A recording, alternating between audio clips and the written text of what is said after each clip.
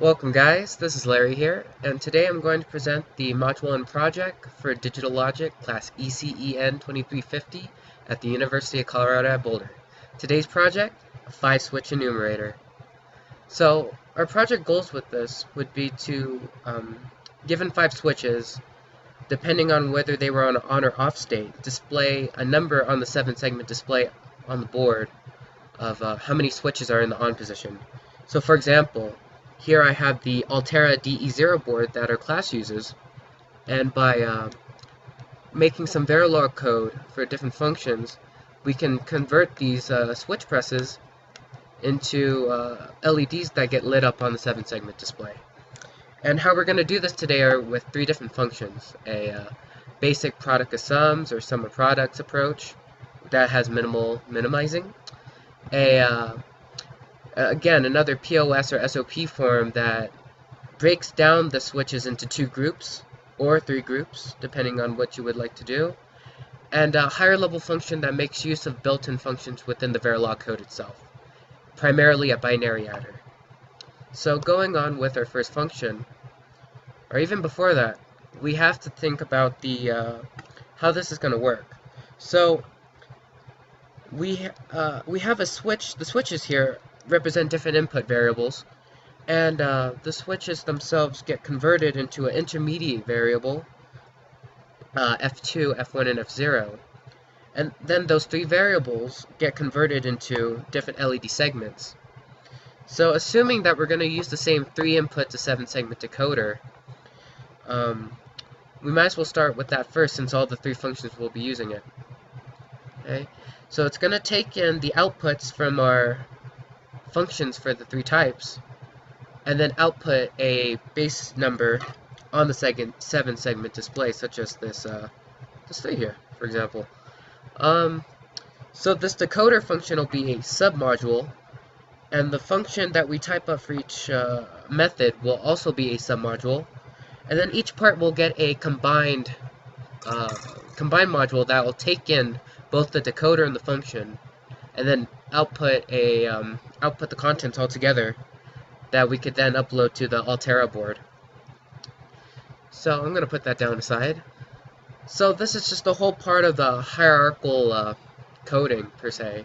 As once our projects start getting bigger and bigger, we'll want to use this more modular based system in which we can make blocks of our project and decode and debug each block, rather than taking a whole mess of lines of code and trying to figure out where that one little error is, possibly a missing semicolon. So moving on here, with the 3 input to 7-segment decoder, as you can see on the picture on the left with the 8, that is taken from the Altera DE0 manual, in which the numbers on the truth table on the right indicate which segment is being represented. So on the right we do have the truth table, and at the very bottom we have the different pins that need to be used in order to match up with the 7-segment. So after doing the code and compiling, generally we want to go through the pin planner and then select which pins are used for the inputs and which pins are used for the outputs. And different pins for like the switches, the buttons, the LEDs, and the 7-segment can be found on the DE0 manual that is provided with the class, or a simple Google search. So with this truth table though, what I did was take the F2, F1, and F0 inputs, and I wrote down the different combinations that could be had from 0 to 7, and that represents the number of switches that are in the on position. So notice here that there are X's at the 6 and 7 rows. That's because those are do not care states, as there would not be 6 or 7 switches ever. And those do not care states are interesting in the sense that they could be used for simplifying, when as they could be treated as a 1 or a 0, which will be shown later on with the Carnot maps. But for now we see the 0 to 5 states, and what LED segments should be on for each of those numbers. But do note that the 0 is represented on, as each of the LED segments are active low. Trust me, I made the mistake of putting them all 1s, and then come to test, I'm like, Why are all these numbers? Like, these are not numbers. These are just random LED segments turning on. So make sure to read your manual, guys. My. But here, we do have the Carnot maps for the different pins, or the different segments for the 7-segment display. So it's just a transition between the truth table to this visual form that allows us to simplify and combine to make our functions smaller with less terms, thus reducing the cost. So, for example, with the E11 table right here, we grouped the one in the X on the bottom row, and then as a pair, and then the one in the center column at the top. That was kept by itself, as there's nothing that could be combined. As with Carnot map combining, you have to keep things in powers of 2. So like a single variable by itself, or 2 ones in a vertical or horizontal pair, 4 ones in a horizontal or vertical pair, or a 2 by 2 square, or a 4 by 2 block. Those are possible combinations that you could do. Just make sure that they're a power of 2. Like, for example, in a G12 here, we have a horizontal 1 by 4 row, as well as a 2 by 2 block in the center. And by making these bigger blocks, you're really reducing the number of terms that are going to be in the function. As I'm going to show now, as in this next slide, we do have the functions in both SOP and POS forms. The functions for like F11 or H12 that don't have a subfunction or like a sub equal underneath, it means that the POS and the SOP forms are the same. So, for example, you see how in the G12 we only have 2 terms? It's because we did so well in finding the bigger blocks, rather than E11 there. Since we didn't have much to combine, it ended up having a lot of terms, which in turn is going to bite us in the butt, because it means more coding. As you can see here, we have, this is our Verilog code that we type in Quartus 2, that we get compiled, and then we add the pins, and then we upload it to the Altera DE0 board. So I'm going to briefly go over like the structure of the code, as it's not noted here. I just wanted to verbally talk about it. The other codes for the 3 functions are going to be similar in structure. Just want to let you know that. So we have our title box here and the notes with the green asterisks and slash marks. We have the first line would be the module title, name of the function, name of the variables, inputs and outputs in the function. And then right below that would be defined all the inputs, outputs, and intermediate variables that aren't included in the inputs or the outputs, the wires. So we have our F2, F1, and F0, and we have our inputs, which we have the inputs F2, F1, and 0, and the outputs E11, F11, H12, H13, G12, F12, and F13. What those are, why I named it that way was so that I wouldn't have to look through the manual in order to match up the pins. As I can exit out of this PowerPoint quickly. I could show you in Quartus that, here, let me open up a combine function here, so I can show you how the mapping works. I'm going to go open a project here, go up a directory. Let's go to the part A combine, which shows both the function for the 7-segment and the function for the sum of products, which I'll show later. But what I wanted to show you was the assignments and pin planner. As this little pretty picture here is the Altera chip on the board, is a visual representation of all the gates on it. And down here are like the nodes, the directions, the locations. The locations is what you could change. And I named it E11 so that I could just, look up pin. I wouldn't have to look it up. I could just type in pin 11, and it would match accordingly, so that when it's uploaded, I wouldn't have to debug it as much. So going back to the presentation, though, let me put myself back in a full screen here. Bam. Okay. Let's go on to the first function then, the basic POS or SOP approach. So taking the 5 switches, there are 2 to the 5th combinations, or 32 combinations of switches in on-off positions. And it results in a large truth table, and even larger Carnot map, as you have to make a Carnot map for each of the 3 output variables, F2, F1, and F0. So I did include a plan of attack here, where we're going to generate a truth table, form the 5 variable Carnot maps, simplify where possible, although it may not, as you'll see, there's not much simplification to do. Implement the function in Quartus 2 as a Verilog file, and then we're going to combine and test into the DE0 board. So moving on here, we do have our truth table and our Carnot maps here. As you can see, 5 variable Carnot maps are a bit messy, as a 5 variable Carnot map is 2 4 variable, in which the 5th variable can be either a 0 or a 1 overall. And the truth table here is very large. Moving on though, this is what I really wanted to show you was the code, and it's a lot of code. And the reason why it's so much is there was not much to simplify, so I ended up just taking most of the states and just writing it directly here. I tried to make it look as clean as possible with you know, F2 variable, and then each line below it would be one of the statements that would satisfy for that variable. But it took a lot of space and it took a lot of typing. But before we get to the approach, the finale with the benefits and downsides, let's upload it and confirm that it works just for the sake of it. So we're going to close the pin planner. We're going to open, since we have the part A combined, we're going to go into Tools, Programmer. Since our board is already detected and we already have the file here, we're going to start. We're going to upload the file, and hopefully it works off the bat. Where how I mapped it was that the right 5 pins would you know, be the ones that were activating it, while these pins did nothing. So as you can see, as I move these pins, the number on the LED changes, and it seems to be working just fine. So we could say that this function of mine was a success this time around. Oop, sorry, that switch was slightly on the on position.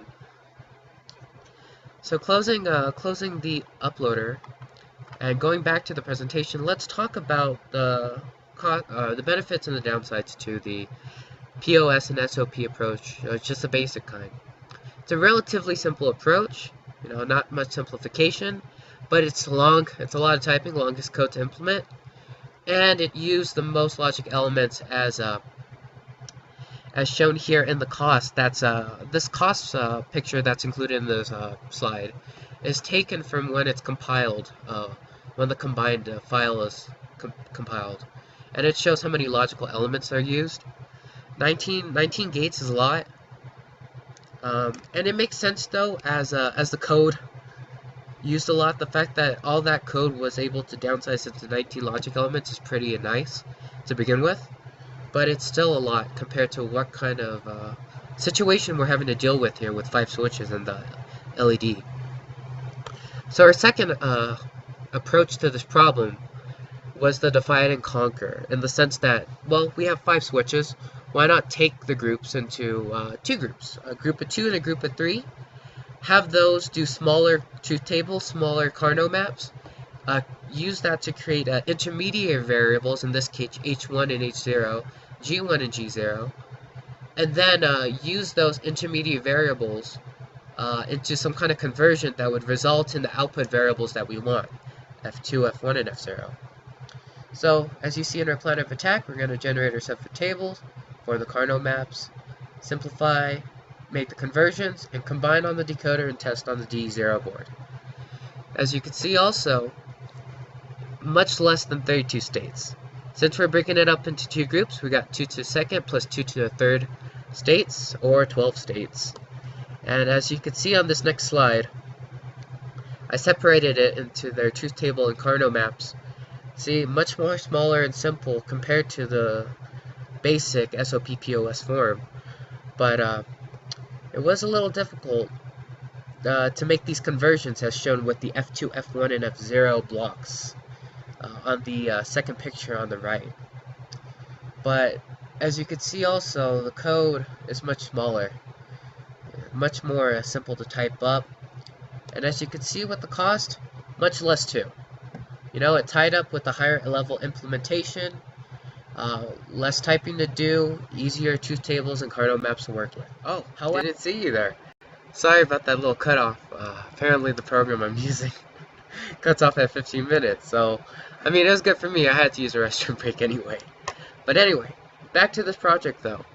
So, in our second approach to divide and conquer, there are some benefits and downsides to using it. So like I said, easier truth tables, easier Carnot maps to process, much less code as shown in the example here. Let me go move a slide back. Much less code to handle compared to the first one, and it used the least amount of logic elements compared to all three, tied with the higher level implementation we'll be talking about next. However, there is a downside as it does require more critical thinking. You may be able to process the Carnot maps and make functions for the H1, H0, G1, G0, but then you got to do some more work in order to get the conversions for F2, F1, and F0. It took me a bit of time myself, but as you can see, I'm going to exit out of here. We're going to go back into Quartus. Let's file. Let's open up the two combined. Let's see, we're going to move up a folder, up one more folder, B combined, boom. We're going to go into Tools, Programmer. Since I already compiled it and everything should be good, we're gonna start the upload. Okay, and as you can see, oh, wrong switches. My bad, guys. Mistakes do happen. See, 1, 2, 3, 4, 5. You know, put the switches back down. They count randomly.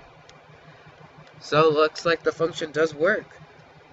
Okay. And with such a decrease in the amount of the cost of the function itself, I feel like this is a much better method personally than the basic POS or SOP form. But before I make a true judgment, let's go on to our third approach, which was the higher level implementation. The higher level implementation, basically it says screw the truth tables, screw the Carnot maps. Let's use built-in functions within the Verilog language to make our function, or make our situation solved, basically. So in this case, some of the functions are like the binary operators and the bit operators. So that'd be like the asterisk and the plus for like multiplication and addition. Instead of our code looking like a by the gate operator, such as here, so in this example here, let me put back in the full screen. We have, our, ands and ors. We're physically typing out ands and ors for our functions. And in the first example, here, for the basic approach, we also have a, it's just a lot of typing with all the ands and the ors, and the inversions too with the tildes. And we can go full gate where we define each gate physically rather than using the symbols. So it can get much more complicated, much more convoluted. But with the higher level implementation, what we do is we use different functions, different operations, rather than type out different gates. And you'll see with the code that it's a much different style. It's more similar to C programming itself, where our function is just like a C function. We're going to be using binary addition to make an adder function, and we're going to combine our function with the decoder and test on the DE0 board, just like with the first two approaches. See, much less stuff because it's a much easier process, given that you do know how to code. Or have experience with coding. I mean, no offense with that. I don't. So it took me some time to come up with this little block of code. But with the higher level implementation, you can see here, we still have our module title, we still have our input and output.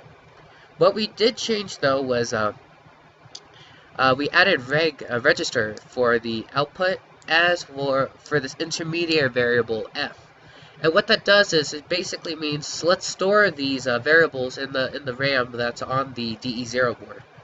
So before we could do these operations, it's important to note that we have to include this always statement, always at, and then the variables that's going to be used.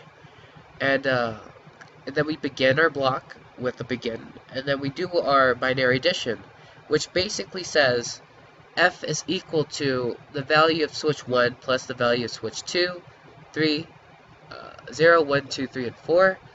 And each of those switches can either be a 0 or a 1, so we're going to get a range from 0 to 5, okay, because there's 5 different switches.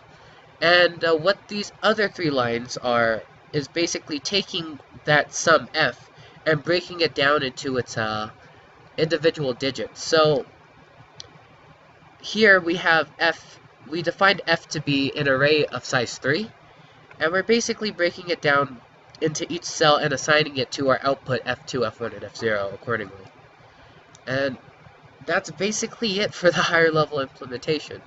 It's easiest code to create, least amount of logic elements too, but there are the downsides in the sense that, you know, it may not be in SOP or POS form, as the computer algorithms that actually come up with the gates that are used use stuff like NAND gates, exclusive OR gates, you know, gates that we haven't exactly covered yet in this course. And it also skips the whole lesson on minimizing digital logic through the truth tables and Carnot maps. So it may be nice, may be easy, but it skips the hard work that we have to do to learn. So exiting out here, we're going to test this function. We're going to close again the programmer. We're going to file, open a project here. We're going to go back up one more time. C combine, open this up, run it, and since I already compiled it, we're going to go to Tools, Programmer, and since the file's already shown here, we're just going to start it, upload it, and as you can see, sorry, fingers not hitting the switches, hitting the buttons. It works just fine. Okay. Boop, boop, boop. Yep. So as you can see, all 3 functions do work in that goal of taking the switches and putting out a base 10 number in the 7-segment code. But, you know, all these methods have, you know, upsides and downsides to them. So in the end, like, which method is the most preferred? It really depends on the purpose, and it really depends on the size of the application, really, in my opinion. As the first 2 methods, you know, we're learning our different methods of simplification here. See, I even wrote it down all on paper. And it's a way for us to practice the concepts we learn in class. Whereas a higher level implementation is used when you have more experience, you know, you're used to these basic stuff and you're doing much bigger projects where doing Carnot maps and truth tables may not be worthwhile, such as higher variable applications. Like, let's say you had 20 inputs. Of course, the DE0 may not be able to represent that with the switches and buttons on the board, but some functions have 20 inputs, and you would not want to do a Carnot map with 20 inputs, 20 input variables. It would not be very fun. So, you know, again, I guess for the sake of learning the C code, or learning the digital logic minimization concepts, you know, Carnot maps, truth tables, learning how to code in Verilog, and using the Quartus 2 software and uploading to our DE0 board, I gotta say that the divide and conquer method, it was my favorite for this one. You know, much more of a brain teaser in my opinion. You know, please feel free to leave any questions in the comments. But sorry for making this video long, but thank you for sticking through it. I really appreciate it. And with that, please, you have a good day, and have fun learning digital logic.